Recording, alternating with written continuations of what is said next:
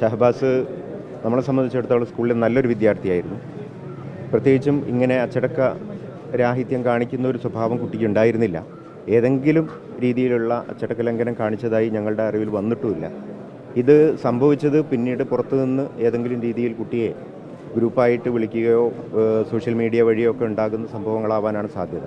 സ്കൂളിൽ ഞങ്ങൾ send off നടത്തിയ സമയത്ത് കഴിഞ്ഞ 13-ാം തീയതിയാണ് സ്കൂൾ സെൻഡ് ഓഫ് നടന്നത്. അന്ന് സ്കൂൾ യൂണിഫോമിൽ സ്കൂളിലെ കുട്ടികൾ ക്യാമ്പസിനുള്ളിൽ തന്നെ നിന്നുകൊണ്ട് പുറത്തുനിന്ന് ആരും വരാത്ത രീതിയിൽ സെൻഡ് ഓഫ് നടത്തുകയും അത് കഴിഞ്ഞതിന് ശേഷം കുട്ടികളെ മുഴുവനും സ്കൂൾ ബസ്സിൽ തന്നെ വീട്ടിലേക്ക് ഓരോ സ്ഥലത്തേക്ക് വിടുകയും പിന്നീട് ക്ലാസ് ഗ്രൂപ്പുകളിൽ ആ കുട്ടികൾ അവിടെ എത്തിയെന്ന് ഉറപ്പുവരുത്താൻ വേണ്ടി രക്ഷിതാക്കൾക്ക് നിർദ്ദേശം നൽകുകയും ചെയ്തു.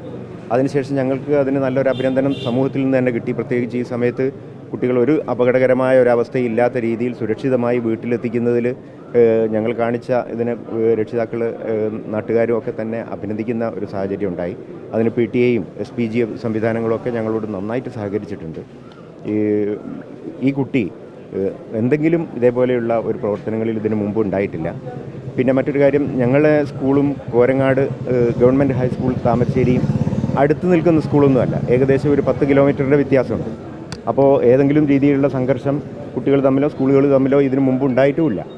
അപ്പോൾ അതൊന്നും ഒരു ഘടകമല്ല. പിന്നീട് എപ്പോഴോ പെട്ടെന്ന് ഉണ്ടായി വരുന്ന സംഭവങ്ങളാണ് ഇതിലേക്ക് വഴിതെളിയിച്ചതെന്നാണ് മനസ്സിലാക്കുന്നത്.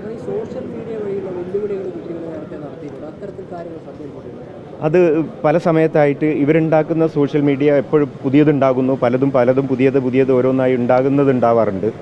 പലപ്പോഴും ഞങ്ങൾ അധ്യാപകർ സോഷ്യൽ മീഡിയയിലേക്ക് ഇവർ വരുന്ന ഗ്രൂപ്പുകൾ ഏതൊക്കെ ഉണ്ടെങ്കിലും ആ ഗ്രൂപ്പുകളിലേക്ക് ഞങ്ങൾ കയറാൻ ശ്രമിക്കുകയും അതാത് സമയത്ത് ഇടപെടുകയും ചെയ്യുന്നുണ്ട്.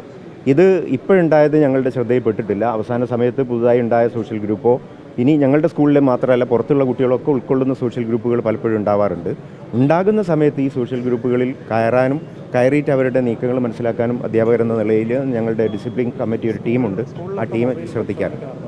മൊബൈൽ പരിശോധന മൊബൈൽ സ്കൂളുകളിൽ കൊണ്ടുവരാറില്ല. കൊണ്ടുവരുന്നത് മുഴുവനും സീസ് ചെയ്ത് HM ലോക്കറിൽ സൂക്ഷിക്കുകയാണ് ചെയ്യാറ്. അത് കൊണ്ടുവരാൻ പാടില്ല എന്നും രക്ഷിതാക്കൾക്ക് അതിന് നിർദ്ദേശവും കൊടുക്കാറുണ്ട്. പക്ഷേ ഒറ്റപ്പെട്ട സംഭവങ്ങൾ ഉണ്ടാവാറുണ്ട്. അത് കണ്ടെത്തുകയും അത് HM ലോക്കറിൽ സൂക്ഷിക്കുകയാണ് ചെയ്യാറ്.